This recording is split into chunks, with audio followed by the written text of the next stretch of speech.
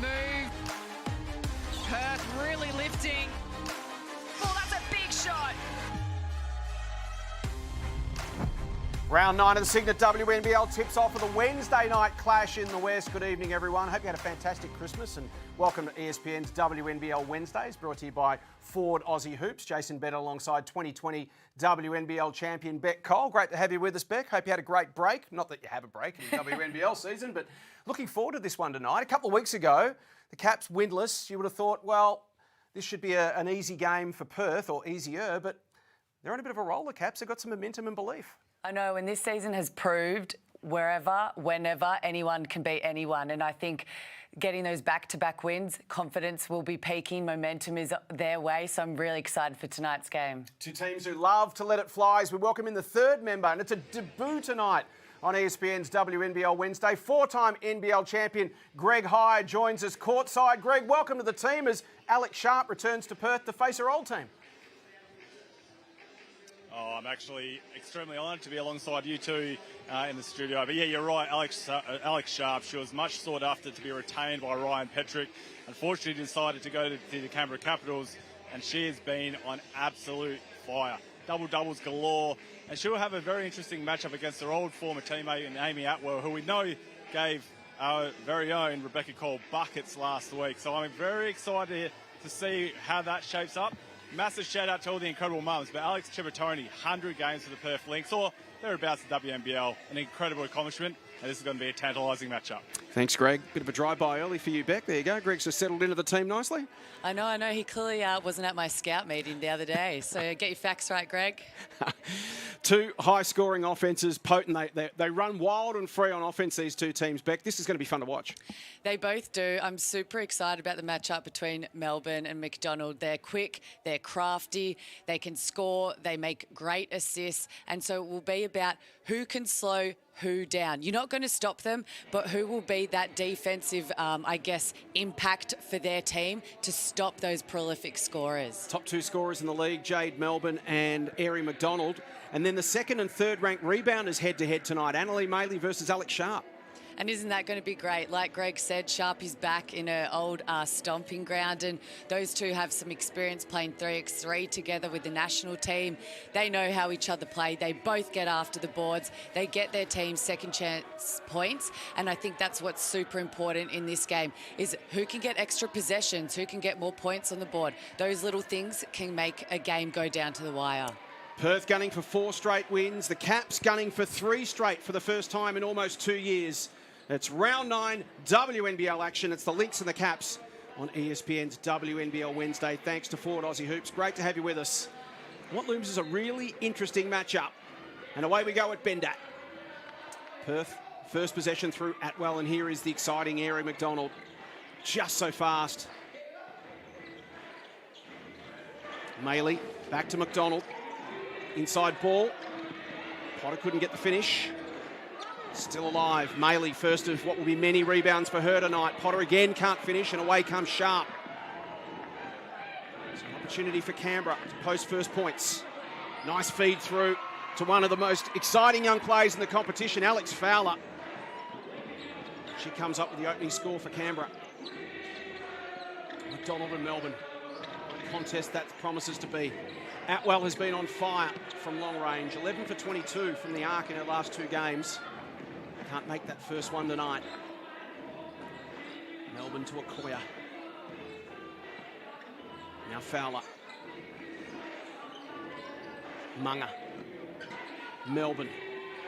McDonald in pursuit. Expansive pass, a little hot for Sharp. Puts it on the floor, goes herself and finishes. Good start for Alex Sharp. Having a fantastic season, as Greg mentioned. 15 points, 11 rebounds and 2 assists a game. Atwell from the corner. This is her first couple. Chance for Canberra here to get away to a nice start. That ball from Munga just out in front of Alex Fowler, but promising start here from the Caps. We can see they're trying to run the ball quickly down the floor. Unfortunately, that pass didn't come off, but I love that they've sort of had 2 tempos so far. I know it's only early, but that will be something that'll be really useful for them in this game. Perth like to play in 6th gear all night. Look at that move from McDonald. Can't finish, but Potter can. Opening points for Perth go to Emily Potter, the Canadian international. Okoya, the Japanese international. Sharp. Nice find inside. Okoya to Fowler. Here's Annalie Maley. Oh, puts it on the floor, blows past Okoya. He comes up with the board. Sharp. Great example there of the two tempos, Beck. They choose to go quickly when something presents. It really is, and if you see Potter down the floor as your safety, Sharpie knows that she can take her on. McDonald on the board. Leads the competition, averaging 20 points a game. Melbourne sits second at 18.6, and Jade responds at the other end. The ball is going to be pinging around at breakneck speed tonight. Both these teams wild and free on offense. Good child. Well done, Potter. Had good position. Jump ball called. Even though Potter has missed a couple of her early shots, what I've really loved is Perth have looked to go inside to her early, and she is such a big mismatch against Canberra tonight. So I think looking at her in pick and rolls, some flex action will be something that will be really useful to them. No Alex Bunton still for Canberra. She's a week or two away with that quad strain. No Beck Pizzi, hopefully only a couple of weeks away with the knee, so that will give the Caps a little bit of size in the back end of the season. Melbourne versus McDonald. Okoya against Maley. Now Fowler and Potter. Thought about the inside ball to Okoya. Melbourne, a look away. Okoya, nice work. Great work from Amy Atwell. Perth are doing a high hedge on their defensive screen, so Jade's done quite a good job of keeping her dribble alive, retreating, and then Canberra have done a great job of getting that ball movement and then finding those off-ball passes to get some nice layups so far. Mary McDonald, it's a good child from long range off the front iron. Away comes Melbourne. Can she get into space? She draws a foul. So 4 points early for Sharp, 4 for Fowler. And both of these teams like to shoot quick shots like we spoke earlier. A lot of them are going to be threes. So both teams, if you know the rebounds are going to be long, make sure you box out. But long rebounds really lead into early offensive transition. And that's where both teams need to make sure they stop the ball tonight. Oh, lovely set play. Sharp for the finish. Can't quite. It's still there. Well done, Fowler. Keeps it alive. Lynx player down is Potter. Okoya is open. Sharp again, good effort, and smart heads-up play from Munga off the leg of Maley, and it will remain a Canberra ball. As we saw, Maley Sharpie going at it nice and early. Love to see the contest. Potter hit the floor. Sharp pops from the baseline, and this has been an impressive start from Canberra. They're switched on early, and they lead by 8. McDonald, Potter. There's Airy. Capable of changing a game in the blink of an eye. Margin back to 5. Fowler. And she drains it from long range.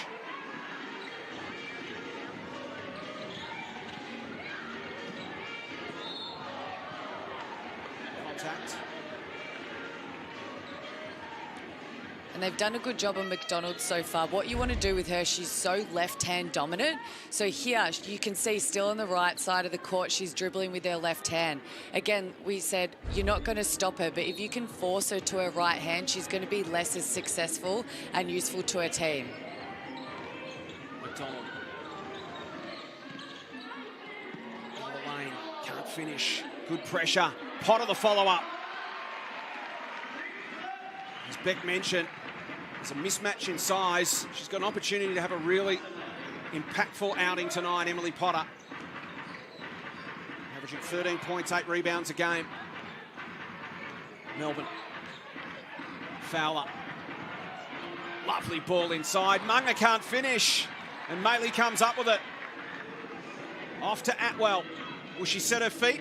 Puts it on the floor against Fowler and draws the foul.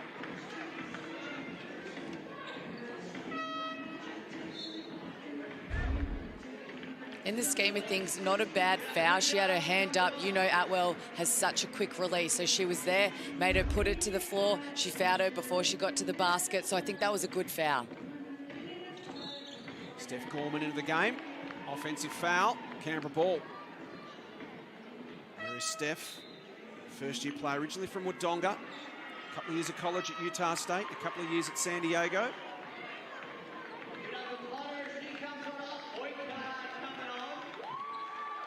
There's Matt Clinch-Hoycard into the game. Local favourite in Perth.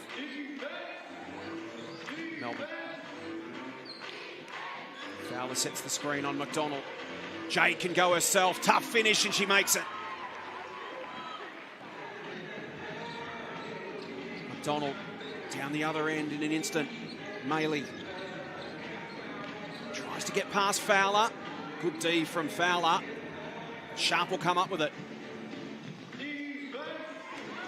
Jada Clark to Melbourne. Long rebound that Beck was talking about. Well done, Clark. And the margin's out to 10 with 4:23 to play in the opening term. This is a fantastic start on the road from Canberra. It's been amazing. They're at 19 points and there's still, 4 and a bit minutes left to go. I think they've been looking just so poised out there. The two tempos, that's really working for them. To be honest, they're playing like a team who has been together for, a few seasons right now. And, this is what we want to see from the Caps. Melbourne gets a screen and gets it there. How? The impact on the ball, we want her going backwards. Next play, no hit first, rebound second, layup. Offensively, again, it's an away screen for you. We want you going curling it or backdooring it more often than not. So it's a guard in the action and we get into the exit or the tango series. We don't find either, we get a wild layup going the other way. Again, they've hit 1-3 and everything else they've got is free from 2 feet. At some point, got to wake up, go. A timeout brought to you by CTM Sport. Here to transform your team's travel experience. Leave the hassle of all the off-court arrangements to CTM Sport at ctmsport.com.au. And to put this in perspective, Perth, the highest scoring opening quarter team in the competition, averaging 22 points a game. They've got 9 at the moment. And the Caps, well, they average 18.9 in the entire first quarter, and they've basically poured that on in a half of a term. It's been super impressive. Caps have done a great job on defence, and I think the Lynx, like you heard Ryan say in that timeout, they're just letting Melbourne use the screens and go straight to the basket. They need to make sure they're forcing outside contested shots. McDonald rattles around, won't go. Nice follow-up. That won't go either. They might get a third opportunity, they won't. It's whisked away by Clark. Now Melbourne. Over the top, Okoya. Should go one-on-one. Tried to feed it through the traffic. Well done, Maley. Active hands. It's got Gorman in the corner. She kicks it back to Atwell. Goes against Sharp and finishes. Greg Hire was in the Caps huddle. Yeah, Bill definitely spoke about using their fouls and the mentality of actually wearing down Ari McDonald. Use all foul up, and he's sort of seeing that. Terror screens up in the court because, come fourth quarter, she's extremely dangerous, and you've got to love that physicality. Melbourne shoots over Airy. Troy can't. Off to Maley. Wants to blow by Jada Clark, who prevented that, but fouled in the process.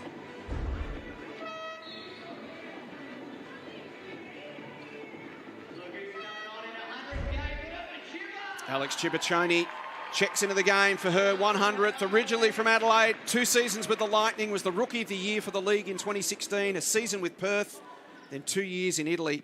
Returned to Perth for a couple more seasons and sat out last season to have her first child, Elijah. So she's back for her 3rd stint with the Lynx. Plays game number 100 tonight, Beck. Wonderful to see. Yeah, an amazing achievement, 100 games. And, we have more Mama Bears in the league this year. So for her bubs to be out there able to watch her mum is an amazing thing. Caps by 7 with 3 to play in the opening term. Clark being harassed by Gorman, one of the elite defenders in this Perth team. Down in front, kid. Clark spins, shoots and scores. Lovely finish, Jada Clark. has an ability to check into the game, Beck, and just has some moments that really catch the eye. She's an exciting prospect. She is really young, out of the COE, and you know you can tell she has a scorer's mentality. Every time she touches the ball, she wants to do something with it. Maley with the finish. Greg, Jada Clark, exciting.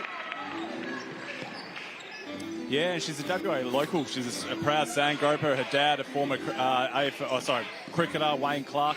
Her hustle and energy, as we see Potter go for a layup here, has been immense and really giving them a much-needed boost off the bench. Yeah, fantastic sporting family. Grandpa Wayne Clark played Test cricket for Australia, and her dad Michael played one game for Freo and also played state cricket for WA. And Jada making her way in the world of basketball. And that there from Gemma Potter is a nice finish. She will go to the line.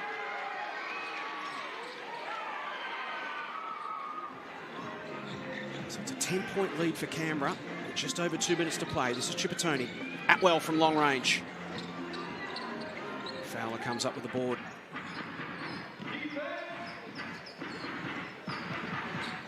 Here's Clark. Lovely find. Good defensive work there from Gorman. Just got a hand in. Enough to disrupt the shot. Now Maley to Gorman. Atwell. Clark right up in her face. Munga comes across to support. Clinch Hoycard. Back to Atwell. Doesn't need much room. That one rattles around and out. We know they like to jack up a lot of threes. They're 1 for 7 so far, Perth. Shots just not quite dropping. Yeah, Caps, you know, lucky on that one. Personally, that hand was way too low and way too far off. But, you know, Atwell hasn't quite got her shots going yet. But, look, she's a shooter. She's going to keep shooting them. And we all know they can drop. She's 5 from outside. But, yeah, Caps, I think, are doing a great job. We have bench people coming off with great energy. They're moving the ball well. And you can see that they've forced Perth into a zone right now. Heavy body collision there between Clinch Hoycard and Fowler. Just rattled Alex for a moment. Here's another look.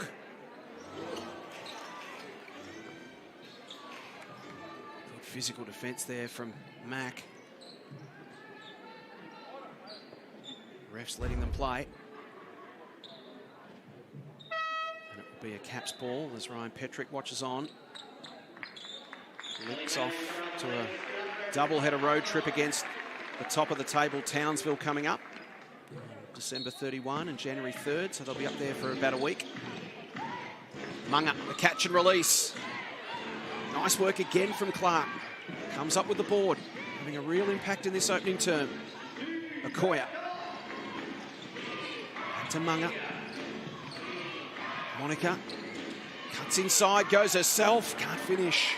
Final minute opening term. Chippertoni. Looking for some movement. Potter takes position. Fowler hassles her out of it, and Okoya comes up with a loose ball.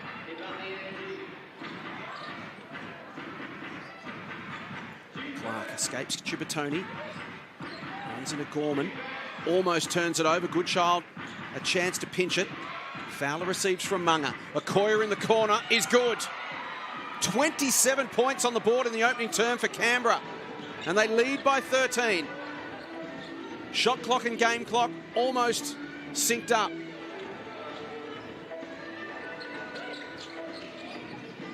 Goodchild, quick first step as always, runs into some traffic and draws a foul on Okoya. You can tell both coaches are resting McDonald and Melbourne at the same time. They know they need to play the majority of the game. I think that's actually quite smart by both. But you can see with McDonald not being out there for Perth, Lynx just don't look like they have as much of a flow going or as attacking with 2 feet in the paint every time. So if I was Canberra, whenever McDonald is off, look to run, look to really be up and in on defence. And I think they've been doing a great job of that so far. Miller Goodchild generally great from the line. 13 for 16 now in her WNBL career. Misses the first and makes the second. So Erin McDonald averaging 34 minutes a game this season. Jade Melbourne 33. So they do just come off in very short bursts. You see there, as we speak, Jade Melbourne back into the action. Brief chance to catch her breath, and McDonald back out there with her. Potter to the corner. It's short. Perth ball with 1 second left. And a foul on Alex Fowler.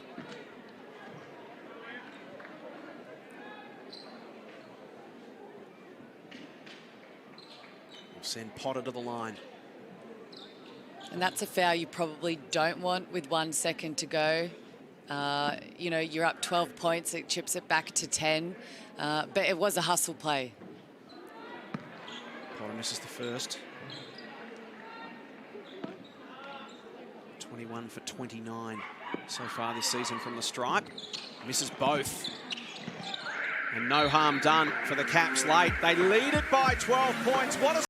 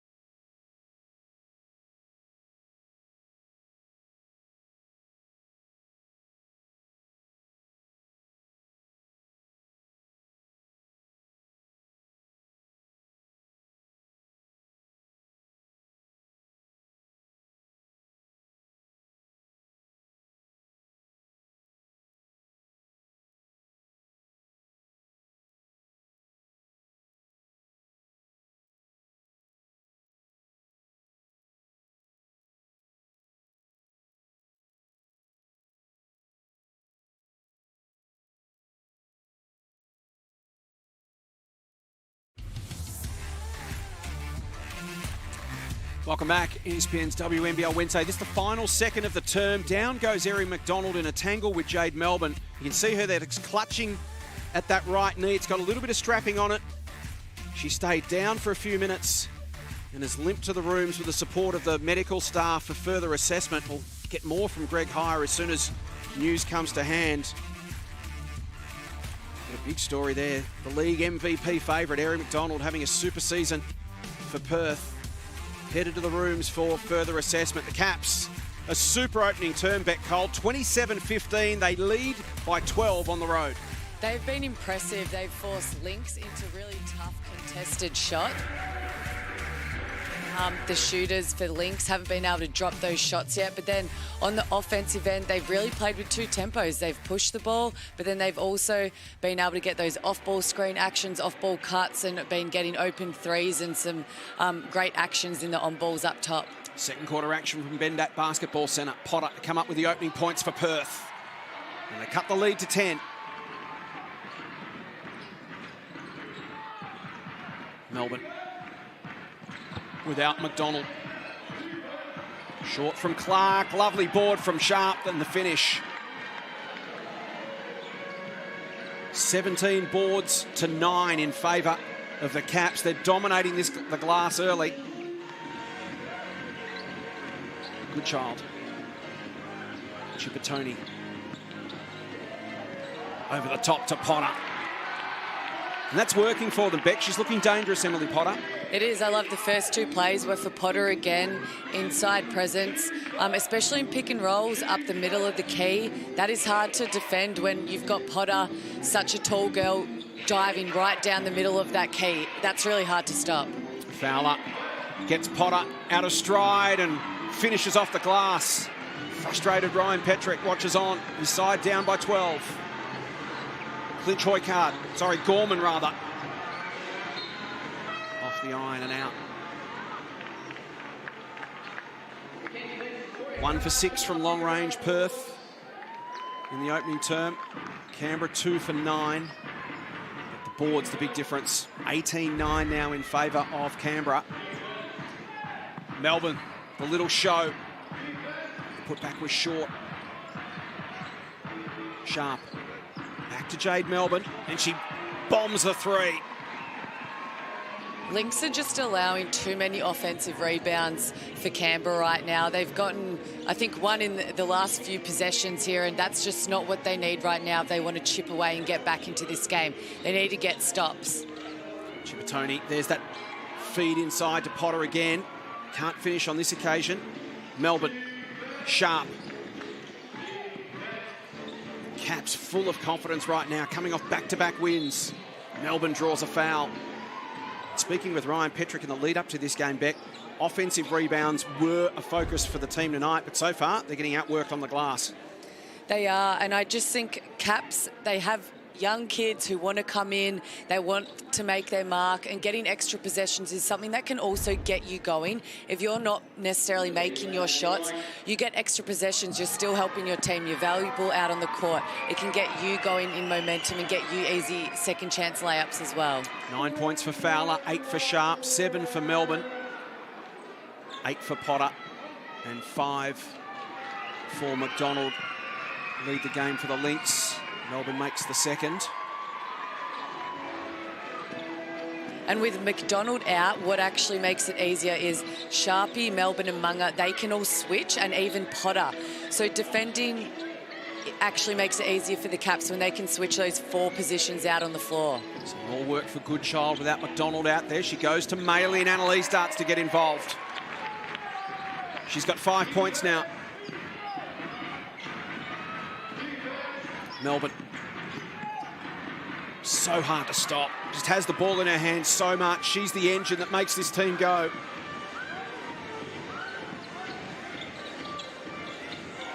She's up to 10 points now. Goodchild looks for Potter inside again. Good position. Perth will keep going back to the well.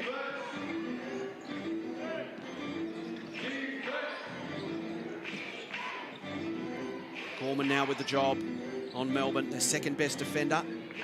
Behind McDonald, Steph Gorman gets the job. Munga.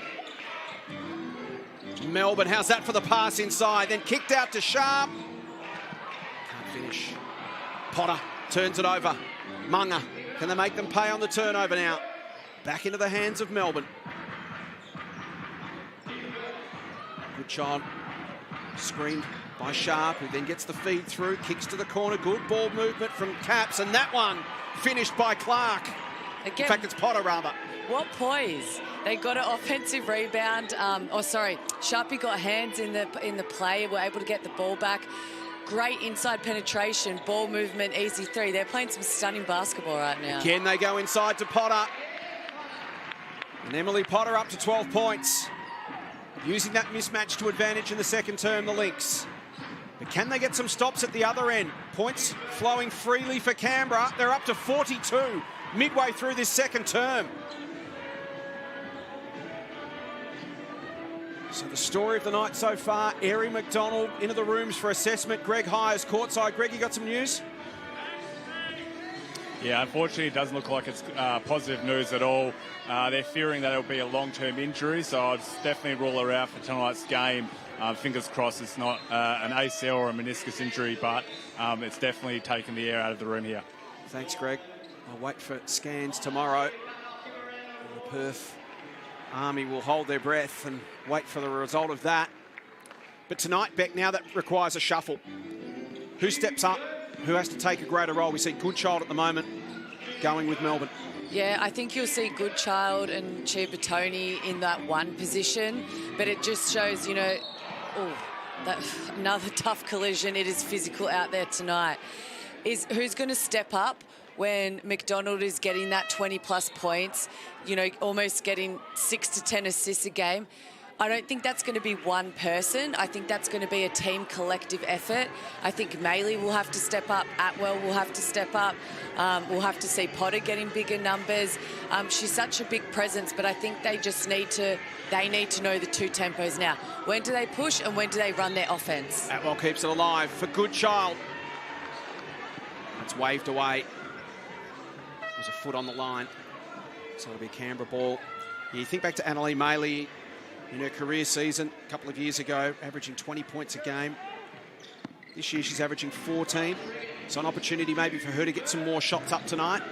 Yeah, definitely. And when you go to a better team, you become more selfless, as there's more of you who can do such amazing things on the court that any given night it's someone else's opportunity. And that is the great thing about basketball. And, you know, if you want to win a championship these days, that they're the sort of teams that you need to be on. But I think Maley will definitely have an opportunity, you know, to get more points here, more shot attempts.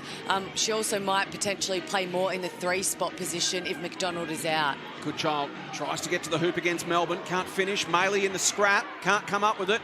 Jade swoops. Goodchild on her shoulder. Again, quick ball movement through a couple of sets of hands. Okoye rattles around and out. An opportunity here for Chloe Forster, who's into the game for Perth.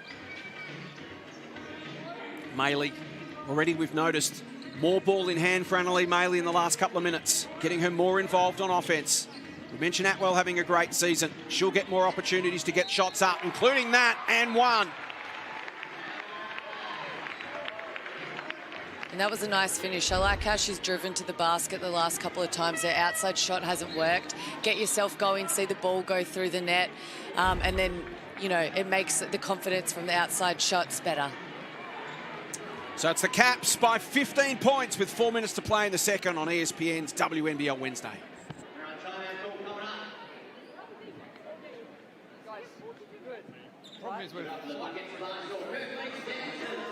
Simple, one thing, stop cutting off, right? And it's everyone. Here, we cut off. Here, we cut off. Here, we cut off, right? We cut off here. Don't cut off, it's the one thing. This is us thinking we've got a head start and that we can do what we like. No, stick to the ball, stick to the principles. Down there, cut off, right? When we come to the switching box, corral them in, make sure we step up into that switch, right? When I say step up, don't lunge up. All right? Then stay in front and contest without fouling, all right? You know Maley wants to get downhill, you know Atwell wants to get the basket, right? Stay down, don't cut off, contest without fouling, okay? Offensively, yeah, stay away from bows for now, all right? We've got a small lineup, stay away from bows. You've got 4, you've got stags, and you've got 2-side, 3-side, okay? Here we go. Yep. Canberra 42, Perth 27 with 3:59 to play in the opening half on ESPN's WNBL Wednesday. Thanks to Ford Aussie Hoops. Greg Heyer was in the Perth huddle. Yeah, we saw a very animated Amy Atwell actually calling out her team for their, I guess, in nice terms, terrific defence as she nails this free throw. So nice to see some player accountability, and hopefully they'll extend the tide in this last 4 minutes of the game. High, 4-time NBL champion. Margin sits at 14. Munga to Melbourne.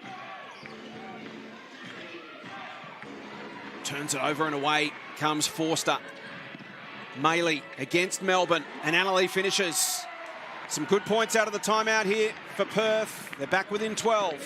And that's what Lynx like to do out of a free throw. They go into a sort of full court, 3/4 court press into a match-up zone, and they force you to take quick shots, get turnovers like we saw Melbourne did there. So they'll be really happy with that coming out of that foul shot. Caps have led from the get-go. Their biggest lead, 17 points. Another turnover. More opportunities here for Maley, who's really starting to heat up.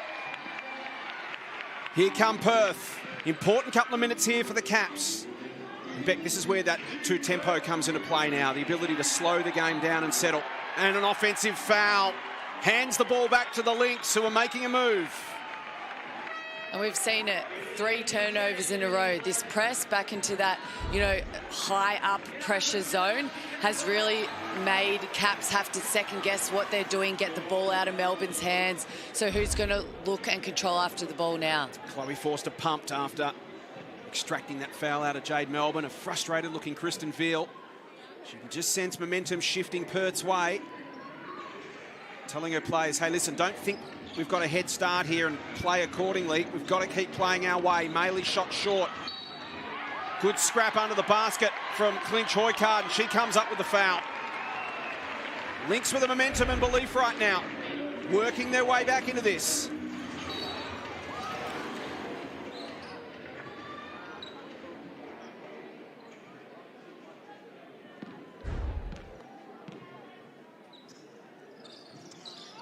Trailed by 15 when Erie McDonald went down, 12 rather.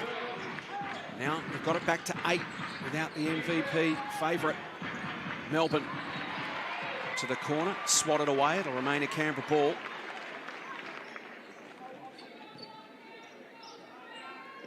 Kristen Veal very animated at that last timeout. Beck talking about don't cut off. She was, and I think this season it just shows you can be up 20 points and you can lose a game, and I think that's what makes this league super exciting this season is just teams are all too good. Lovely from Melbourne inside to Fowler. An important couple of points here for Canberra. Just need to settle things down here. Margin back to 10. Here's Forster. Maley looking dangerous. Atwell back to Chloe Forster. Wants to take on Potter. Gorman. Front iron to Melbourne.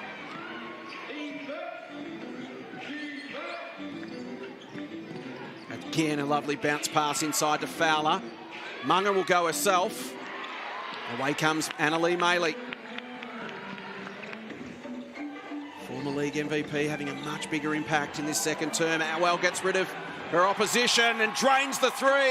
Margin back to 7. And we spoke about it, her shots weren't dropping in that first quarter, but all it takes is for her to see 1-3 go through the net and her light it up. 1 for 5 now, having missed her first 4. Jade to the rack, that won't go either. Forster, Clinch Hoycard, foul call.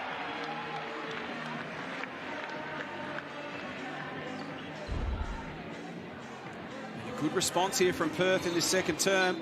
It started with them getting it inside to Emily Potter, Beck, just to loosen things up and find an avenue to get the points flowing.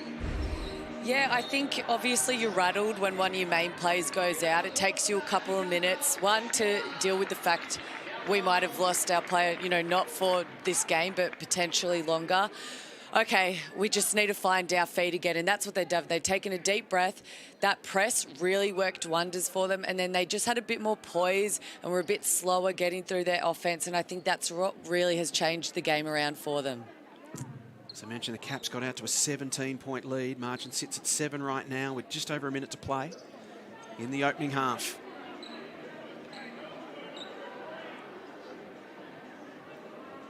As Jade Melbourne takes a seat. 3 fouls on the score sheet for Jade Melbourne, so she'll sit. And Troy Card makes the first. And I expect Melbourne to start in the second half. You need her on the floor. If I was Lynx, I would look to attack her, get her off the floor, get 5,000 out. Maley, tough finish is great. It's a 4-point game. Fowler, Munga, Okoya. Caps need some composure with ball in hand. Munga, quick release 3. Atwell travels. So Melbourne out of the game with foul trouble.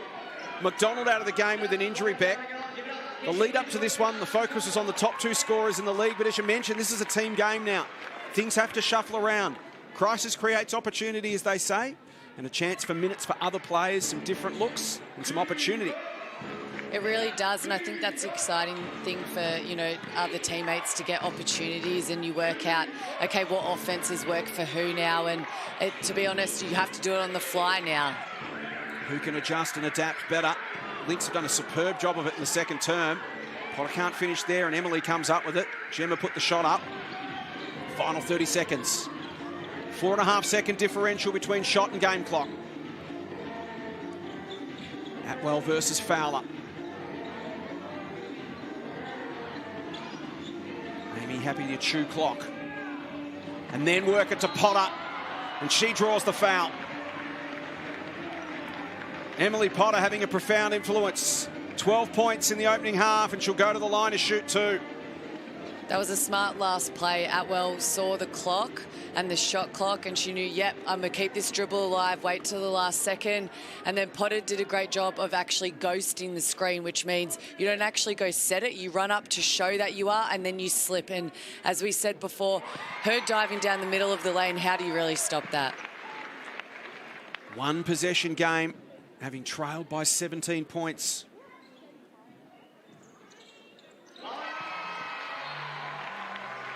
Superb response from Perth in this second term. They trailed by 12, margin as much as 17. And with 11 seconds to play in the first half, the Perth faithful rise as one. Their team's back within 2 points.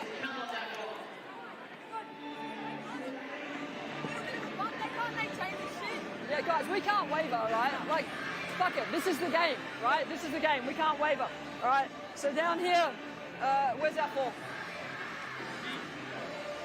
So Gemma, take it out here.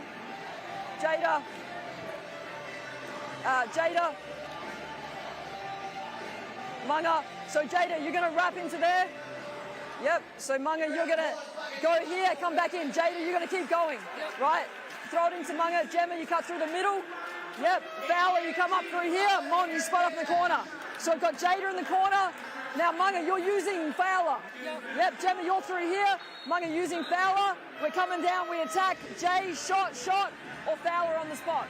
Yep, makes sense? All right, here we go. Apologies for the colourful language. That timeout brought to you by Cygnett, Australia's #1 digital accessories brand. They continue to power the WNBL. Available at JB Hi-Fi, Officeworks, other leading retailers, and at cygnett.com. 11 seconds to play, Beck. The play's been drawn up. Let's see if they can execute. Munga just hangs on and is fouled. Steph Gorman applying the pressure. And a smart foul there. They only had 1 foul. Now they're up to 2. So just to stop the ball, slow it down, make Caps have to reset. 7.7 on the clock. Melbourne on the bench. Munga, great finish. Important bucket right on half-time. Margin back out to 4 points. They led by as much as 17. Great fight back in that second term from the Lynx. They win the quarter by 5. It's 46-42 at the half.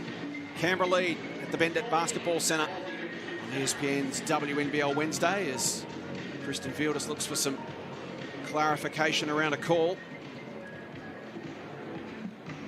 So the Caps with 27 points in the opening quarterback, held to 19 in the second. A better performance from the Perth Lynx. Yeah, it was a much better performance. I think Ryan will be happy with her team, his team, going into the locker room knowing that they stuck with it and they chipped away. Annalie Maley with a much bigger role to play in that second term. Here she is with Greg. Yeah, we've got Annalie Maley here, 11 points, 5 rebounds, and I guess the reason why they turned around, obviously Erin McDonald, coming down to an injury. You want to play a more pivotal role in this second half? Look, I think we didn't play the way that we wanted to regardless, you know, like Eri going down, we should still be able to pick up and play as a team. I'm really proud of the way that we rallied, but Canberra are a really talented group. They play really hard and they played harder than us in that first half. So going into the second half, it's all about us, you know. We got to focus on what we do. We got to get stuffs. We got to get them off the O boards and we'll be okay. We just have to play hard. And that possession game you're talking about is obviously you got some stops and that led to scores. That's obviously going to be a focus at halftime. Oh yeah.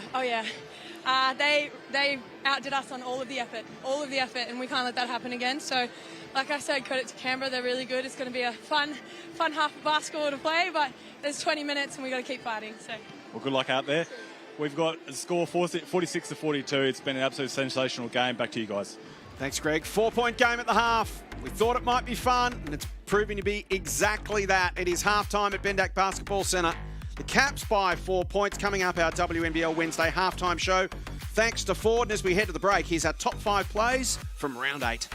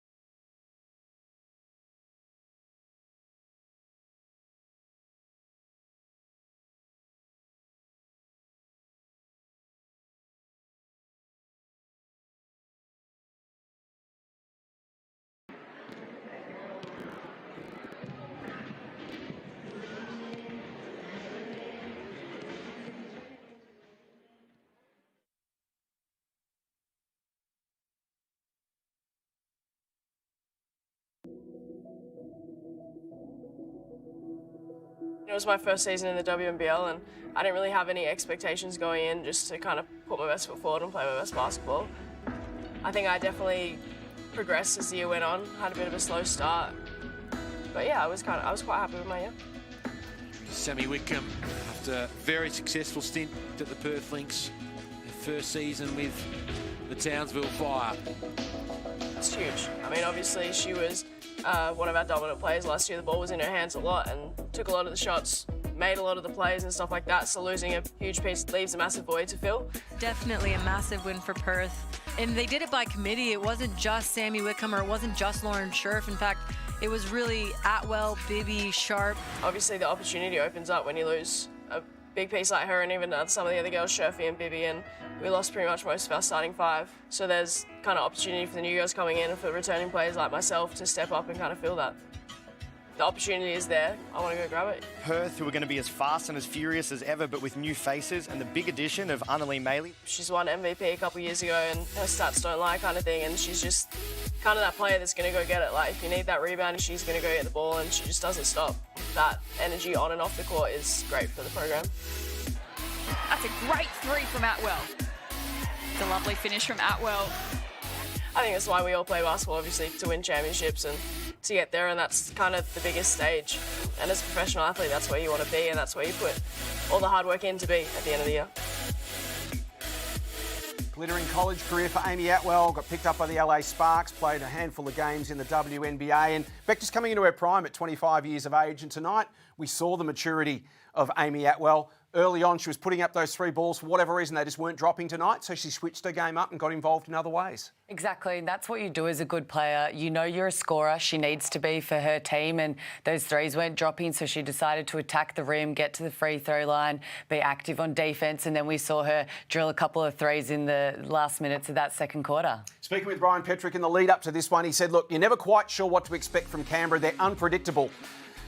They play with reckless abandon almost on offence, and Kristen Veal said, look, we're probably a little bit more random in our freedom. They're a little bit more structured. Perth, we knew tonight the ball would be pinging around for the entire four quarters, Beck, and we certainly saw that early, and Canberra came out of the blocks.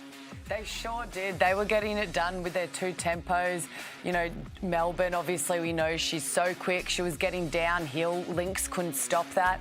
They came out with a zone off a make, which really helped them get, you know, 3 turnovers in a row, get the ball back at their end. And, yeah, Melbourne has been great, and obviously she's on 3 fouls tonight, so that's going to be something we'll have to watch in this second half. What worked for the Lynx? How did they get themselves back into the game? 100% to me. It was after a couple of minutes of losing McDonald, was gathering themselves off a free throw, getting into that press, into that zone. They were able to beat pressure up the floor, getting high hands, and then down the other end, I actually saw a bit more poise, a bit more pick and roll with Potter, and that looked really good. Emily Potter, 14 points, 4 rebounds in that first half. She's our player spotlight at half-time. And as you mentioned, Beck, it's just a card that Perth have in their deck to play that the Caps don't at the other end without Alex Bunton. Yeah, losing Bunton is a real big loss for Caps. I know they like to run, quick and crafty and fast, but sometimes just having that big girl who you can go to, who can set really good screens, dive down the middle of the basket is such a handy weapon. And Lynx have been using Potter. I like that a couple of their first plays coming out of each quarter is to her with that mismatch. So the mental game's flipped completely. Perth weren't switched on early, according to Ryan Petrick. They've worked their way back into the game. What's the message from Kristen Veal to her players at half-time? I think what she said at around quarter time was, don't get ahead of ourselves even though we're up. It's so hard to play in Perth. Perth are a great team. They're in the top 4 for a reason. They can get going at any time. And I think Canberra, if they can just stay poised in their offence and on defence, maybe let's, go up a level with Potter, get hands to those shooters so there's no easy transition threes. I think they'll be going in good stead. Half-time in Perth. It is the Caps leading it by 4 points. This is WNBL Wednesday, thanks to Ford.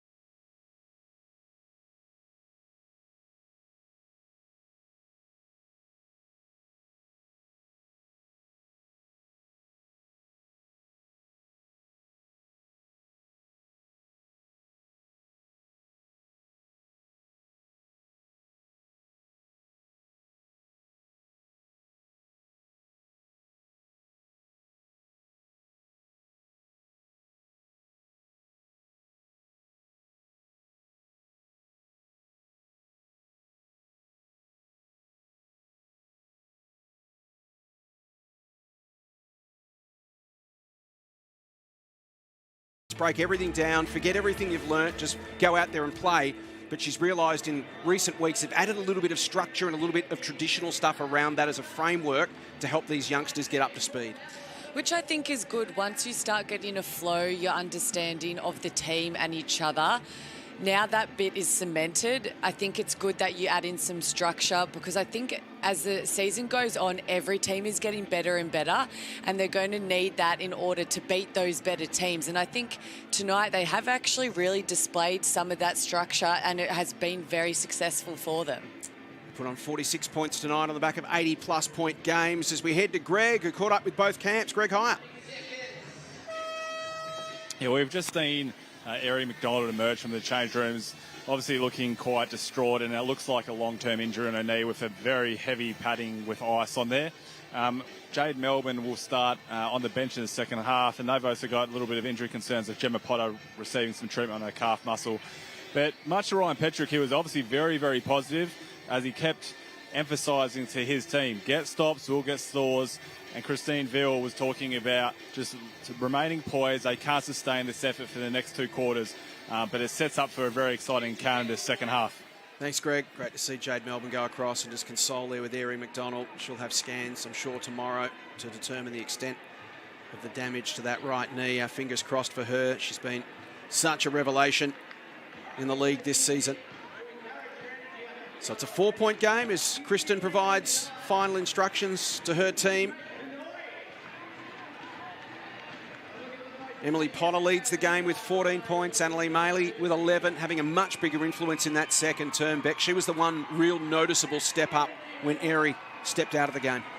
They did. I like that Ryan got her involved with a couple of early play calls for her. She was a nice big target down there, and the Lynx guards did a great job of feeding it into her, and she was also able to get a couple of offensive rebounds and putbacks for the Lynx. Great first half from Alex Fowler, up to 13 points. What an exciting young big she is. She really is. I feel like she even set such good screens, really good passes. She's always just in the right spot, and that's sometimes something you're literally just born with, and it is natural talent, and she's a great get for the Caps. Second half, ESPN's WNBL Wednesday. Thanks forward, coming to you from Bendat Basketball Centre in Perth. It's the Caps leading the Lynx by 4, and you can make it 6 as Okoya opens the scoring in the second half. Monica Okoya up to 5 points. Good child. There's that inside ball Beck was speaking about. Fowler can't finish on this occasion, but she is fouled. Exactly, and I think that's good that Ryan has noticed, yep, this is working, let's keep going. Why not till the well dries up? And again, she missed, but she went after the board. It's hard not to get that rebound and put back. So Emily Potter will go to the line. 2 for 4 from the stripe tonight.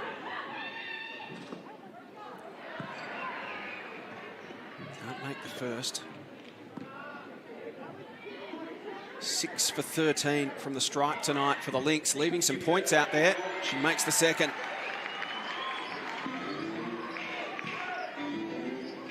So half-time came at a good time for the Caps. Perth had all the momentum. Here's the press. Okoya. Can she work her way through it? Clark. Not this time. Away comes Potter. Maley. Atwell. Gorman. Good child.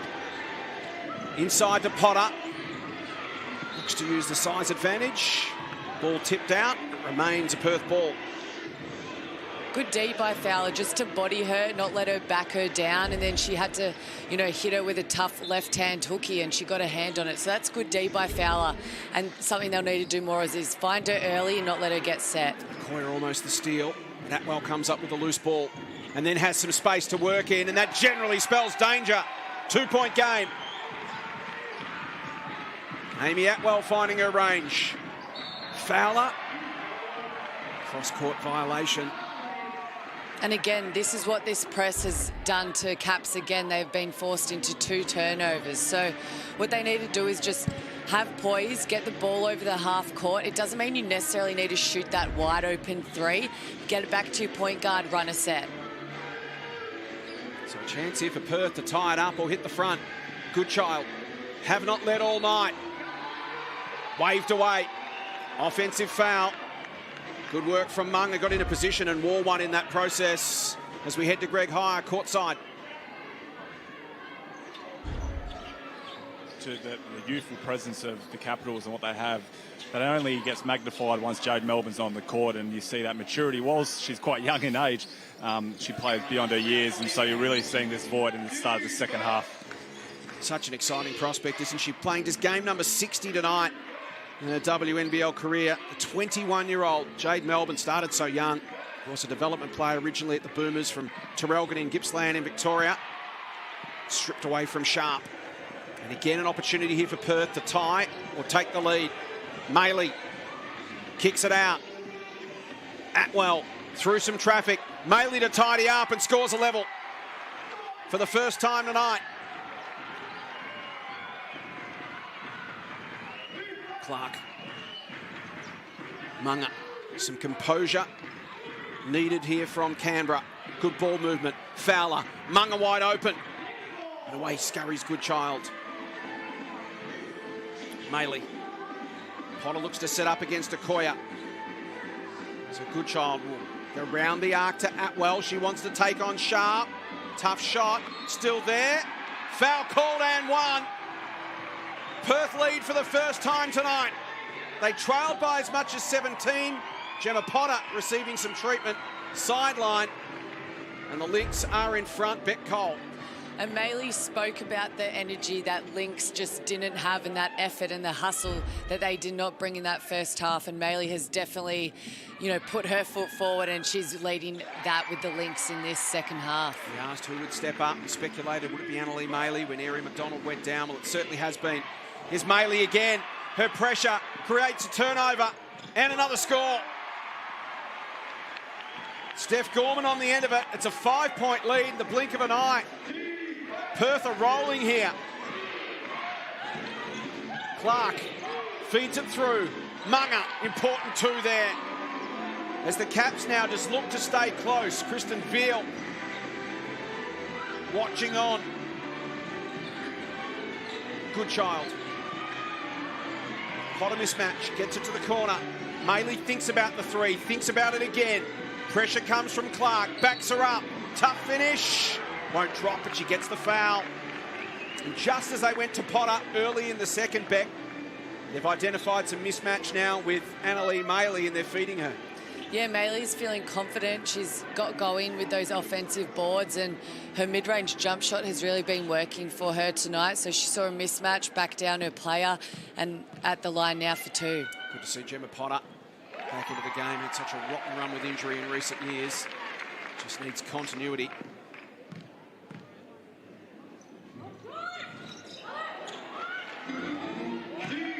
Four-point game. Lynx in front for the first time tonight as we approach the midway point of this third quarter. Munga to Sharp. Fowler looks to screen Goodchild. Alex then kicks it back to Okoya. Back to Fowler. They need it, it won't go. And Atwell will come away with it. There's that mismatch again. They go to Potter. And that time Fowler let Potter get inside the charge circle. Once she's there, you see she's not moving. It's too close to the basket. So sometimes if Fowler's running down the court later, a guard might have to bump and help early and then get back to the shooter. So that doesn't allow Potter to get a nice early seal. Perth with 12 points to 4 so far in this term. Potter against Fowler. Tosses it off her boot and retains possession for Perth. Suddenly become the most important player in the game. Emily Potter having a great night. 15 points. 6 rebounds for the Canadian. Goodchild to Atwell. Amy, tough shot, and she makes it from the baseline. Couldn't find her range early, has worked her way into the game superbly now. Up to 11 points. Munga to Potter. Jade Melbourne on 4 fouls, sitting on the bench. Fowler through the lane, feeds Sharp, and she comes up with 2. Really important for Canberra to just hang in here. weather this storm, stay close. Offensive foul. Important stop there for Canberra. As this game, Beck, enters another phase. The last 5 minutes of this third term, and Jade Melbourne back into the game at an important point on 4 fouls. And she's had a nice big rest, so she'll be raring to go. Can she get that energy going that the Caps need? Some more inside presence, you know, 2 feet in the paint, getting her teammates involved. How does it affect her game, playing on 4 fouls with such a long time left in this contest? Well, on the defensive end, is she going to defend like, I don't want to foul, so I'm going to let my player go past me? That's sometimes a thing that you don't want to happen, but naturally it just does. But hopefully she can come out, still play 110% and just keep her hands out. Maley turns it over. There is Melbourne, gets her hands in on this occasion. Spin move, feed to Koya. And Canberra tie things up again. Good little run here from the Caps. We've got ourselves a game on WNBL Wednesday. Great to have you with us on ESPN. Atwell, Perth back in front.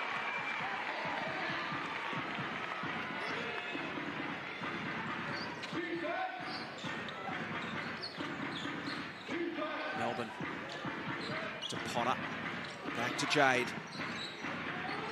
Dancing feet, tries to get past Clinch Hoycard, who's stuck to the task, but fouled in the process. And I like that. Got the shot fake, got Hoycart to come up. She knew she had the faster foot speed, and then Jade attacked the rim. Kristen Veal could sense the importance of these last few minutes of the third term, Beck. In a normal situation, you probably don't bring her back with 4 fouls, but she realises right now they need to stabilise, they need to stay close and maybe even get their noses back in front, and Jade's their best chance of making that happen. Exactly. I think you just have to know the risk versus reward right now, and I think having Melbourne, even though she is young, she knows how to play with 4 fouls. We've all been in that position before, and she really leads her team from the front on the offensive end, and I think they just needed a little bit of momentum right now. We all know Capitals make teams play for 4 quarters and they don't go away, so hopefully they can, you know, get Melbourne back in the game and get things going for them again and get the lead. Much more competitive than their 2-8 win-loss record suggests. Of those 8 losses they had to start the season, 4 of those were a combined total of just 16 points. They were in 4 of those 8 games right to the death. Just couldn't find a way to get over the line. The last couple of weeks they have. Munga to Melbourne. Munga's been great those last few possessions, getting steals, forcing offensive charges. She's really amped up her defensive intensity. Whistle off the ball. It's for a hold on Fowler against Chloe Forster. As Alex Sharp checks back into the game. Scores level with 4 minutes to play in the third. Perth sitting second. Canberra sitting on the bottom at the moment, but coming off back-to-back wins and looking for 3 in a row for the first time since January of 2022. Melbourne, Gemma Potter wide open. Away comes Atwell. Amy, so good from long range. And she's got a touch back this third quarter. Caps need to make sure that they're talking early. If you're switching, you're not switching flat, you're switching high, making sure that you have a hand to her. Melbourne finds her way through the traffic and responds. What a fascinating game this has been. Played in distinct phases. Chibatoni. Back out to Atwell to set up. Don't worry about the setup, she just went for the long ball. Almost the assist to Maley, who couldn't quite finish. Away comes Sharp. It's a screen from Okoya. Then Hoycard puts the pressure on and fouls. It was all Caps early. The Lynx worked their way back in the second and then kicked clear in the third. Canberra have responded. We've got ourselves a 1-point game with 3:23 left in the third. Both teams showing resilience at times tonight. Both have had their share of momentum and both have lost it. Sharp ties it up.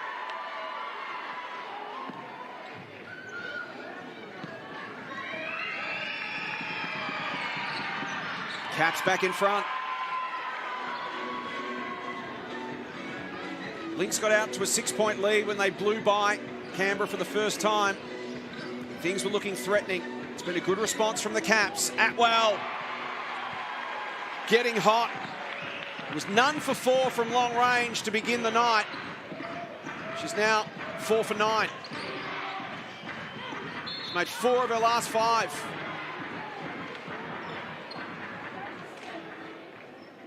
Foul on Jade Melbourne.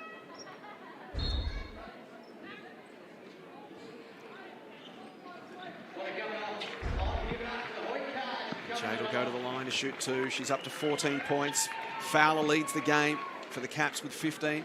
So 15 to Fowler, 14 to Melbourne, 12 to Sharp. They've shared the load well. Similarly for Perth, 21 now for Atwell, 17 for Maley, 15 for Potter. So both teams with 3 players in double figures. Inside 3 minutes in the third. If you're just joining us, Erin McDonald out with a knee injury right on quarter time. That'll be assessed tomorrow, but some concern about the long-term possibility of what that might be. We wish her all the best, hope for the best for Erie. As Anna Lee hits the floor.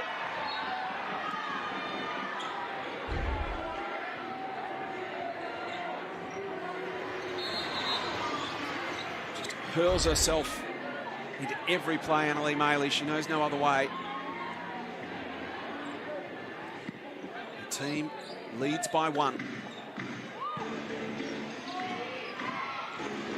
Potter to Munga to Melbourne.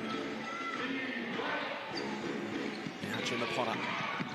Over the top, Munga kicks it out. Sharp, great ball movement. Melbourne for the finish. Not quite. And Anna Lee comes up with another board. Chippertoni from the corner in game 100. Still alive for Perth. There's the height of Potter. Kicked out. Atwell's been white hot.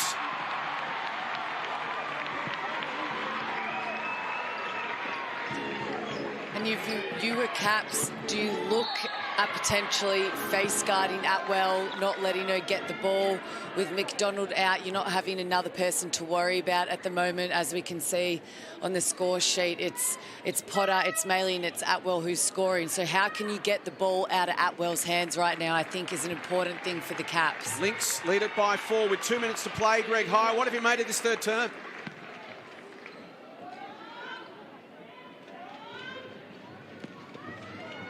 Greg High courtside. Come back to Greg in a moment as Gemma makes her first.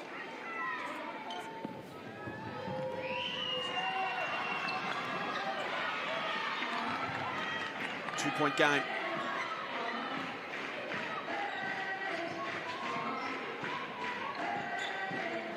Forced up to Atwell.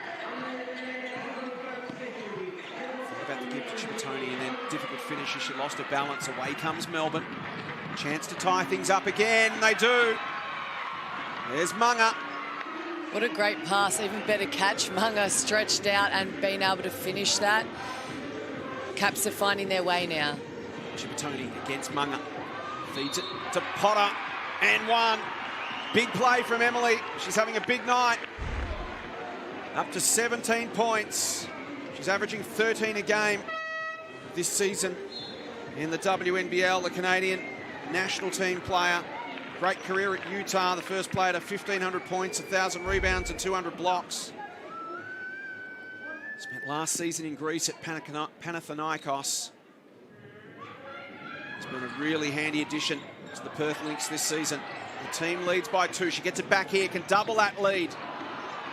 Shots heavy. Ripped out of the hands of Melbourne, but cleaned up by Okoya.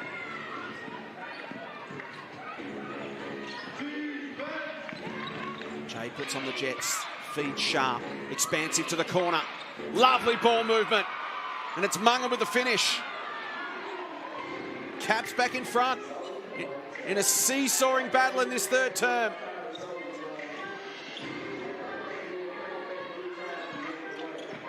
Chippertoni. Atwell a slight fumble. Desperation from Sharp. as we head to Greg High. Greg, what have you made of the third quarter?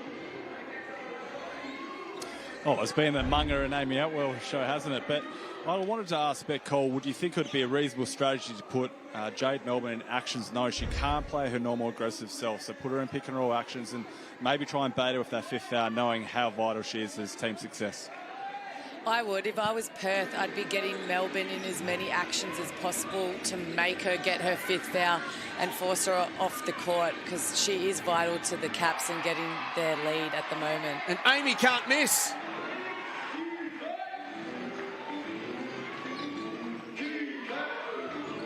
She's up to 6 for 11. She's made 6 of her last 7 threes. Amy Atwell. And away come the Lynx again. Final play of the term. They trailed by 12 points at quarter time, 4 points at the half. Got their noses in front in the third. Seesawing battle. They get the last opportunity here. And why not? Why not? She's made 7 of her last 8, Amy Atwell. And she has helped turn the game in Perth's favour. With a quarter to play at Bendat, it's the Lynx 75, Canberra 70. WNBL Wednesday on ESPN, thanks to Ford.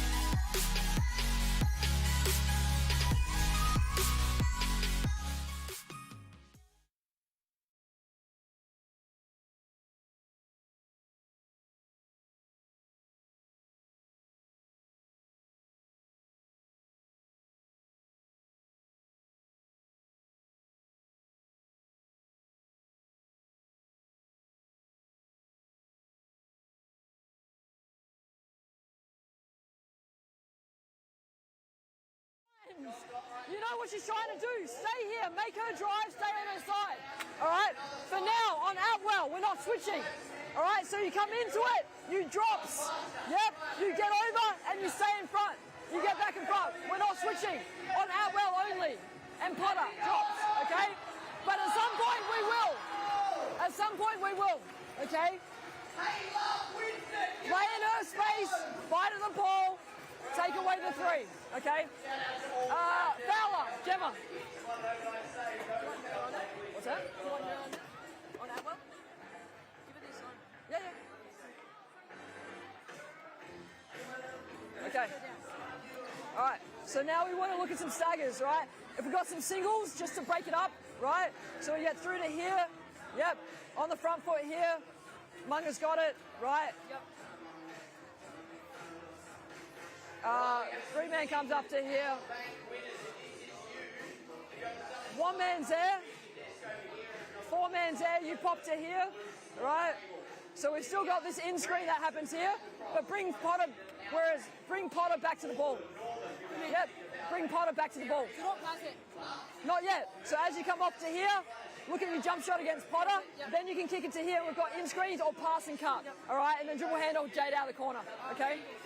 Guys, again, it's just defense, right? It's defense. Beat Maylee to the ball, right? Don't try and box her out, run her for the line, and just beat her to the fucking ball, okay? All right? Don't. Started her night 0 for 4 from long range. Since then, she's 7 for 8 from 3-point range, and she has helped turn the game in Perth's favour. They've come from 17 points down early in the second term, and Bet Cole with 1 quarter to play, they lead by 5. They do. That's what shooters do. No matter if you're missing them, you just keep putting them up because eventually they will fall. And she has been the game changer for the Lynx in this third quarter. We listen in to Kristen Veal at 3-quarter time. What was her message regarding Amy Atwell? The Caps will not be switching on Atwell. And as you could sort of tell in that quarter, their switching wasn't aggressive enough. They were really flat. So whoever is guarding Atwell, which it might be Sharpie, I would, with her length on her, is you're getting over on balls, you're sticking with her, getting in front, and you're not giving her any space. So they will not be switching. Greg High was inside the Perth huddle.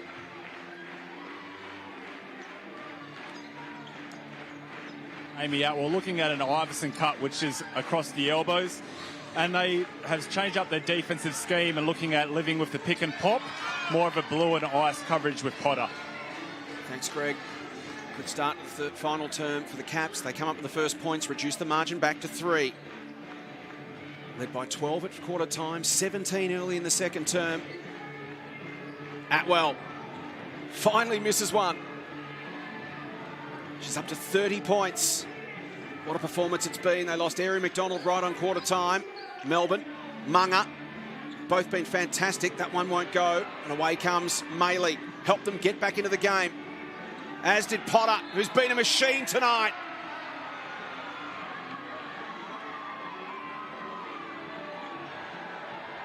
And that one is waved away for an offensive foul. Emily doesn't like the call. Beck, your thoughts?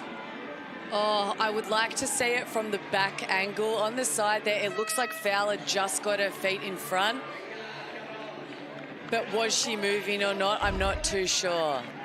So Emily will sit down with 4 fouls. She's been a powerhouse tonight, 17 points. Again, is this something that could now impact? She was really big in the, first start of each quarter. She was a crucial target for the Lynx inside. Is that something that now changes the game? She's sitting with 4. Melbourne's playing with 4. Alex Fowler's out of the game with 5 for the Caps. So their tallest players off the court. The 2 tallest in the game, both sitting. As Sharp comes up with another 2. So that kind of negates. Perth lose Potter. Canberra have Fowler sitting down, out of the game on 5. Goodchild. Maley turns, can't finish. And Canberra with the chance to regain the lead early in the last. Entertaining game at the Bendat Basketball Centre. Melbourne, Okoye.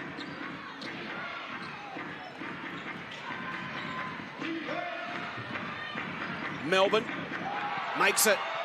My apologies, 3 fouls for Fowler. Still in the action. Goodchild, stripped by Munga. Foul called, so to be clear, 4 fouls on Melbourne, 3 on Alex Fowler.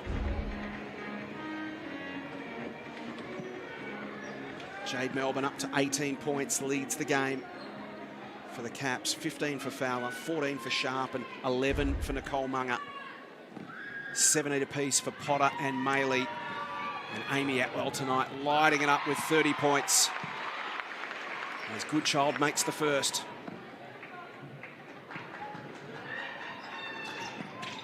And ties it up again. So there's the foul situation. Clark and Melbourne on 4. Potter on 4 for Perth. Okoye. Munga from the corner.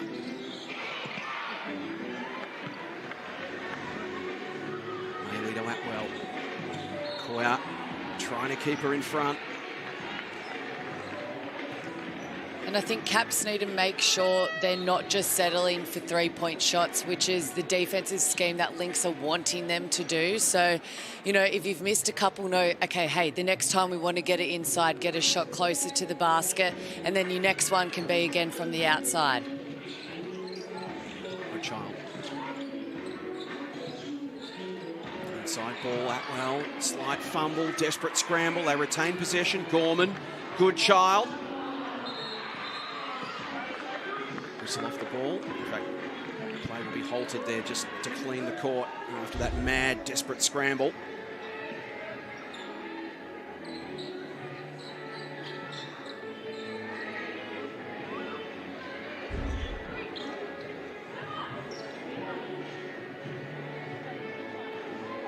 Kristen Veal and her team looking for 3 wins on the trot. Ryan Petrick and his team chasing 4 in a row. 2 informed teams putting on a show for us tonight on WNBL Wednesday, thanks to Ford. Cygnett WNBL season just continues to deliver exciting contests. You throw the ladder out the window on any given night. Any team capable of beating any other. Melbourne. Went for Sharp, just not quite on the same page. Lynx ball. And again, with not big inside presence from Caps, when Lynx are in a zone, it's harder to find that inside presence, so they'll have to probably do that through penetration or around that free throw area. Goodchild tried to float it to clinch. Hoy can't. It's picked off, and away comes Jade Melbourne. Goes herself. Tried to draw a foul, nothing doing. Taken away by Gorman. The go-ahead pass. Atwell is good. Perth back in front. What a nice baseball pass that was down the court. Runner against Goodchild. Melbourne versus Gorman.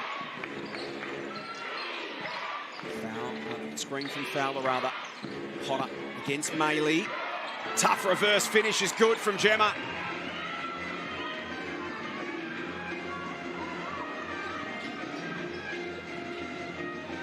Really good child, had more opportunities without McDonald there.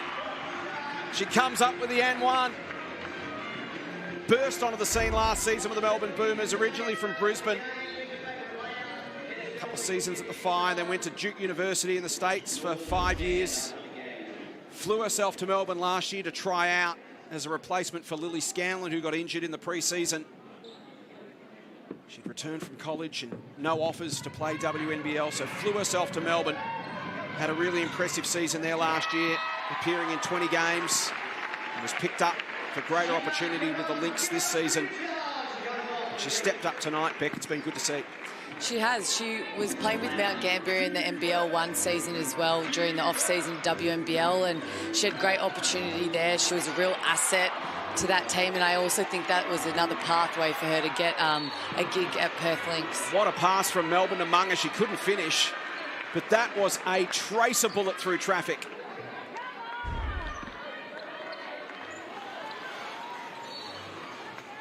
Potter and Atwell wrestling under the hoop.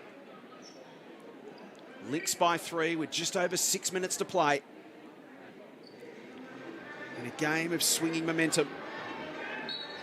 And Caps will want to be careful now. They're on 14 fouls and there's still 6 minutes to go. So if they're giving up easy fouls, Lynx are just going to the free throw line, and that's cheap points for them that the Caps can't have. Lovely find from Chippertoni, and Clinch Hoycard gets the N1.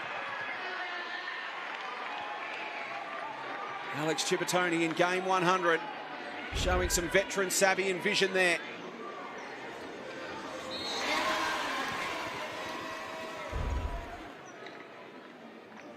Mack will go to the line. 18 of 24 from the stripe this season. Leaves it short. McCoy comes up with it. So it's the Lynx by 5.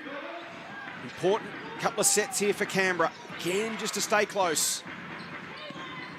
Melbourne through traffic. Draws a foul. That first step is just so dynamic, Beck. How do you guard that? It is. It's so quick. Look, some people are going to score. That's the name of basketball. But I think what you have to do is force her to use, her left hand. She doesn't want to use that as much. It's not her strong hand. And make her do something else, a pull-up jump shot, and not let her get all the way to the ring. 18 points tonight for Jade. That's her season average.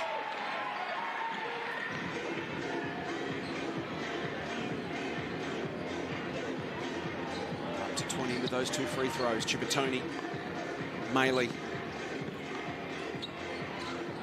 Can't quite. They'll retain possession off Munga. Wasn't overly thrilled with the call. A good D by Sharpie there. She knew Maley was wanting to go to that layup. She kept her arms up nice and straight and didn't get a foul.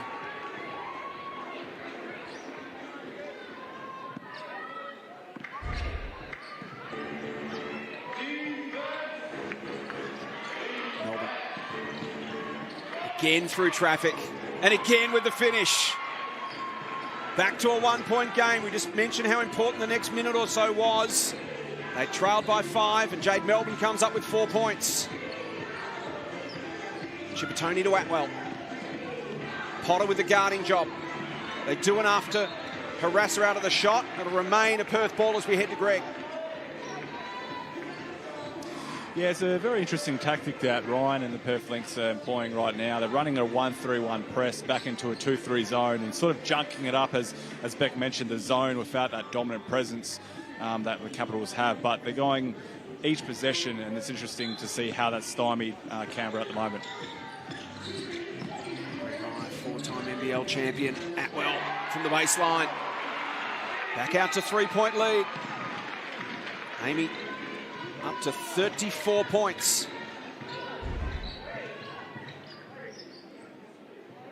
And Chupa Tony has done a great job with assisting tonight, whether that's to Atwell or the bigs rolling in the basket. I think you can tell her experience of playing in the league and overseas has really helped with the Lynx, especially in this second half and McDonald being down.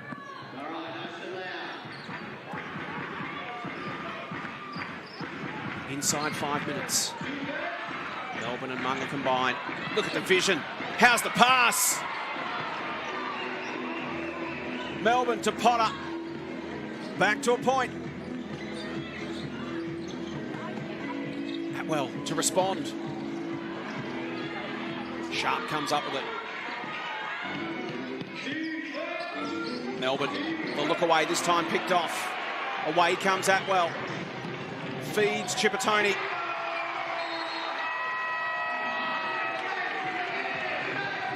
Four minutes to play. WNBL Wednesday on ESPN. It's the Lynx by 3.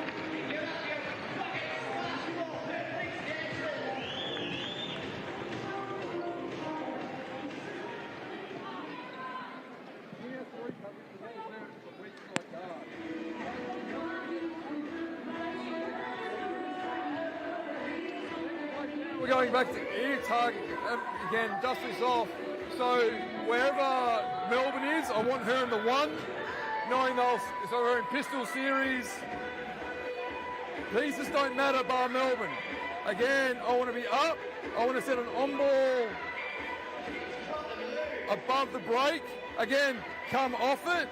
The screen will happen. They'll switch it. You're diving it. And we're playing 5 out. We're playing 4 out, 1 in from there. So again, I don't think the 1 will get the home run pass. It's probably going to be the 5. It might even need to be the 4 to go at. Again, if you get it down there, go at her. She has 4 fouls, so she can't really play D. 4:17 to play at Bendat Basketball Centre in Perth, and it's the Lynx by 3 points. But Cole, we listen in to the timeout of Ryan Petrick. Yeah, you hear him wanting to go at Jade, getting her in a pistol action, which will probably be an on-ball, and they're trying to force this switch, and they're trying to attack Melbourne and get her out of the game. So I think that is really smart of Coach Ryan. There still is 4 minutes left in the game. That's a lot of basketball, and it's only a 3-point game. Greg Hire was in the Canberra huddle. Yeah, they were very confident of the way that they're getting behind the gaps of the zone. They're going to try and look at running a little bit more horns action, which means 2 high posts, and then try and get their shooters involved here. Obviously still a very strong emphasis on trying to guard Atwell and limit her touches. Thanks, Greg. Ball in the hands of Melbourne. And she ties it up again. What a game this has turned out to be. We were hopeful at the start of the night. We knew this was going to be pinging around. Both these teams love to let it fly. And they sit on 88 apiece with 3.5 to play. Goodchild puts Perth back in front.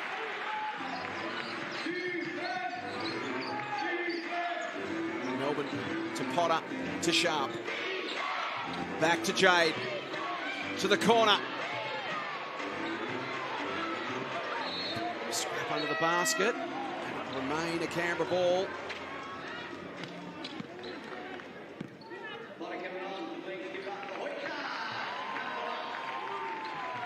As Emily Potter checks back into the game. She's on 4 fouls. Jade Melbourne and Alex Fowler have 4 apiece, as does Jada Clark. Lovely work there from Sharp. Scores level again. Good child. Maley back to Miller. She go herself. She does. And then gets her own rebound. Chippertoni. That'll be popular.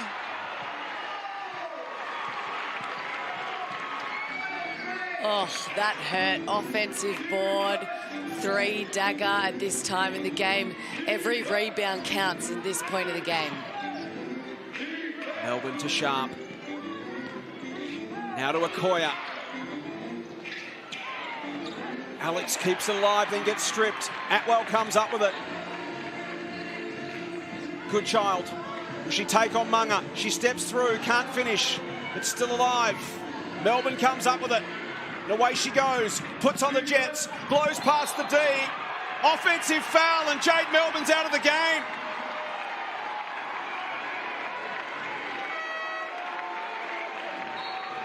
And that is big. With 2 minutes left in the game, you have your general, your point guard.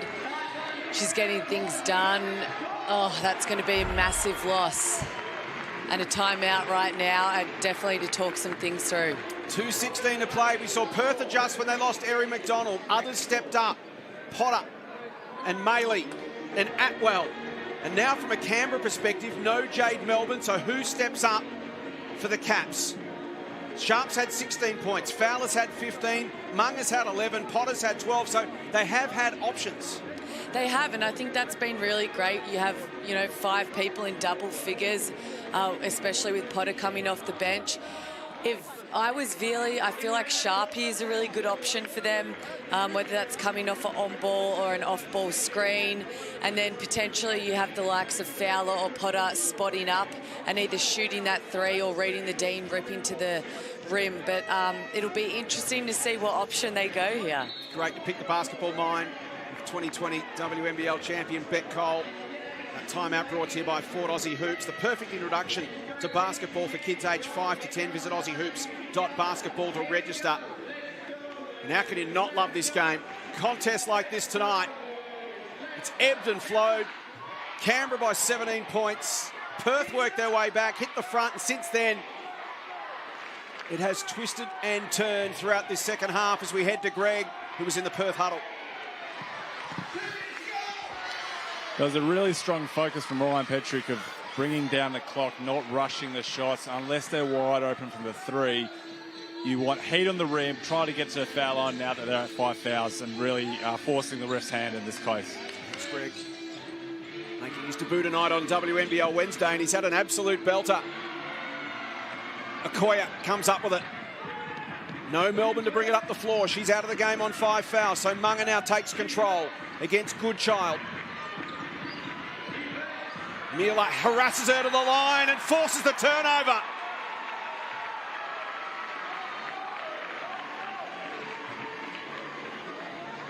Kristen Veal, all-time leader in the WNBL for assists. Glittering career. And now coaching this young team as they make rapid improvement. Season 23-24, Maley. The scrap, the scramble, wins it. A hand in there from Okoye. It spills to Chippertoni. Potter works to the rack. Sharp keeps it alive. Ball still in play. Goodchild, Potter, it's blocked. Foul called. It is desperate stuff. And that is where, if you were Sharpie, you would just let that ball go out of court. They only had 1 second left. Instead of, you're chipping that back in, and then it's Perth ball, another chance at another shot opportunity.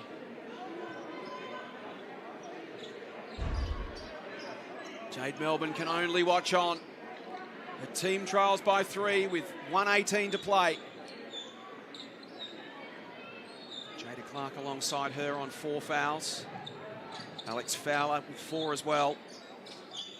Well, Emily Potter has 4 for Perth, and will now step to the line, having a super night.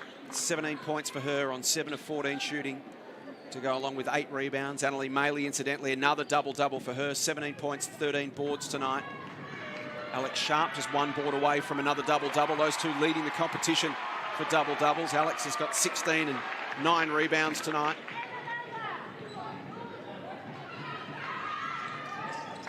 Potter, been impressive. It's been a great team performance from both these squads tonight. Everyone's played their role at different times. Perth in control by 5 with just over a minute to play. Okoye to Fowler.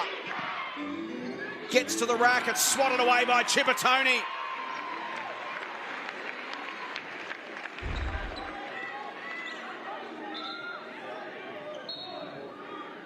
All ball there from Alex.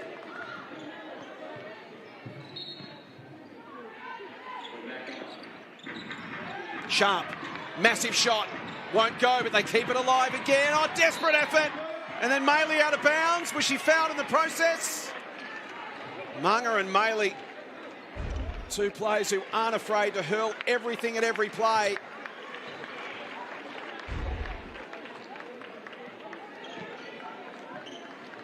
With 1 minute to play. It's the home team by 5.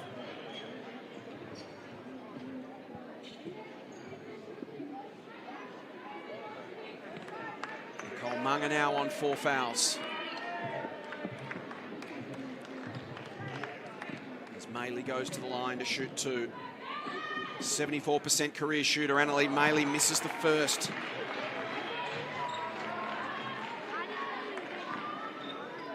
So either way, it's going to remain a 2-possession game. She misses both. Minute to play. Potter, Fowler, Okoya, massive shot.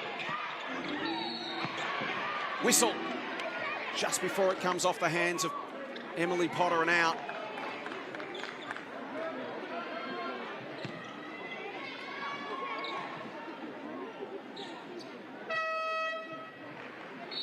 Timeout called with 51 seconds.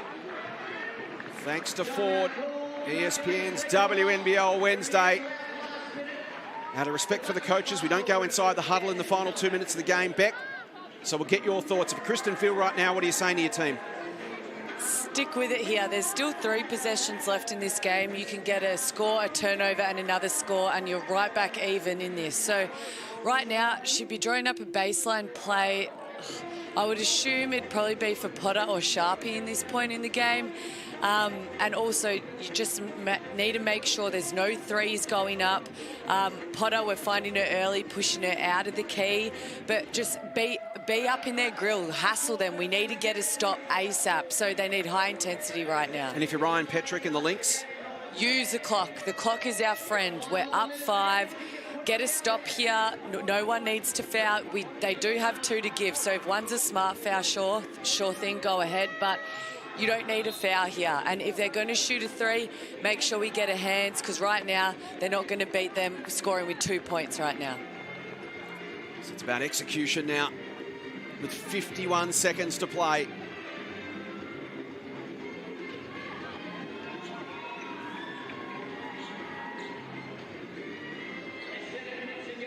Baseline ball will be inbounded by Sharp.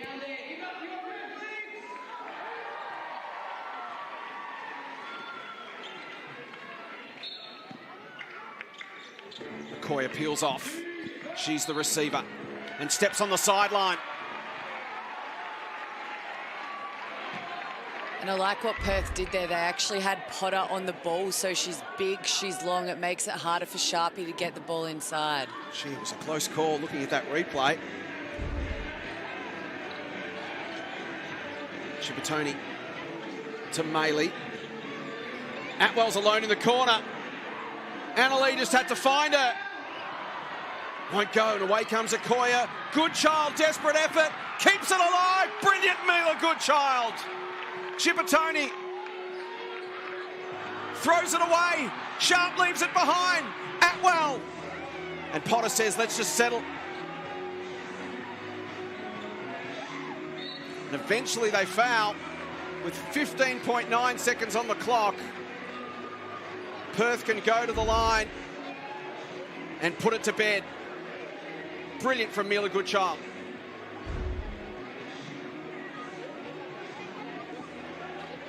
And both teams hustling hard, deflections. You had Goodchild, then you had Sharp. You can't, just so much respect for both teams right here and the hustle that they've played throughout this whole game. So it remained a 2-possession game with just under 16 seconds. Shibutoni makes it 6. Timeout called. So a 3, a stop and a 3 is the equation for the Caps. And only 15 seconds to work with. They started the season 0-8, Beck, but when we spoke to Kristen Veal, she said, look, I don't feel like we've improved dramatically in the last couple of weeks. It's just that we've got the results. We've actually played competitive basketball all year, and internally, not much has changed. We're steadily getting better, but it's not all about wins and losses when you're building from scratch. Yeah, they're a young team and, you know, they keep building each week. And like we've seen, they've gotten close to really good teams and they just don't give up. And that's the thing. You can't rest on your laurels. You think that you got this game. You have to be switched on for 4 quarters. You have to be ready to go. Otherwise, Capitals are going to upset you with a win. So it'll be nice to see if hopefully down the stretch, this is where, I guess, that lack of experience doesn't get them over the line with those more experienced teams and those veteran players. But they will learn each game and they will grow into, you know, better basketballers in those clutch moments. 4 losses by a total of 16 points in that 8-game stretch. And they need something special here. They trail by 6. With 16 seconds to play, you need a quick 3 here, a stop, and another 3 to force overtime. It'll be Gemma Potter to inbound. Munga. Sharp in the corner, and she travels.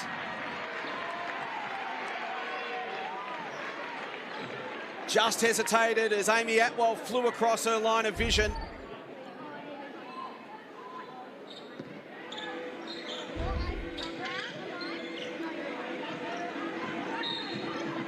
Atwell fouled by Okoye. She'll go to the line, and what a night for Amy Atwell. Started 0 from 4. And will finish tonight 7 for 14, 50% shooting.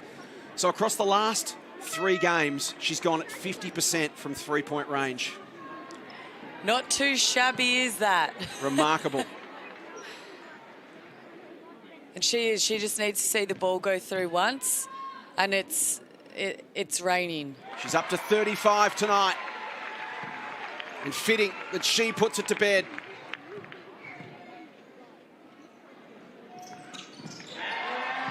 Well played, Amy Atwell. Superb performance. Jada Clark drives. Can't finish. And the Lynx make it 4 on the trot. Perth reinforce their position inside the top 2 and will head into a top-of-the-table road trip to Townsville full of confidence. Perth 98, Canberra 90 in an entertaining game on ESPN's WNBL Wednesday. Bet Cole, that was fun to watch. That wasn't exactly what I thought, you know, was going to be panned out for us this evening. We obviously, McDonald with a terrible injury, then Melbourne on 4 fouls, and they were 2 key players to watch. But other teammates stepped up with the likes of Potter, Maley, Atwell, and then Sharpie, Potter, Munga, and it was great to see such good team basketball and another game down to the wire. Both teams sharing the load. Amy Atwell finished with 36 points on 7 for 14 shooting from long range, and here she is with Greg. You're right, Jason, 36 points, 7 3-pointers in the second half. You were, a lady possessed. How did you feel in that second half? Yeah, I mean, I felt good. I've been shooting better the last couple of games. It kind of came in with confidence. Missed my first few attempts, but yeah, I'm always going to stay confident. It was nice to get some looks and knock them down. She's got to shoot now. That momentum heading into a pretty challenging road schedule against Townsville. How do you feel heading into that game? Yeah, definitely. I mean, we'll take the win, but it was ugly, and there's a lot of stuff for us to improve on. And obviously, we come up back-to-back against a really good Townsville side, so it's a lot to improve on. But yeah, we'll definitely take confidence from it. Awesome, congratulations. And we bring in Alex Tributoni here in her 100th game. Alex, congratulations on your 100th game. I mean, you came up with some massive players at the end in your 100th game. How does it feel? Honestly, it just felt so good to get the win. I'm not going to lie, I was pretty nervous when I found out it was a milestone. So I was, it's always good to grab a win, but especially on today. And you got your doting partner down there. And your kid, talk to me about, I guess, the evolution of Chiba, the Rookie of the Year, the maturity now having, I guess, playing for something else. Yeah, look, I mean, it's different, I guess, to when I first started. Now it's like they look to me for leadership, which is, I mean, I guess it's a bit weird for me too. Sometimes I feel like I'm still a kid.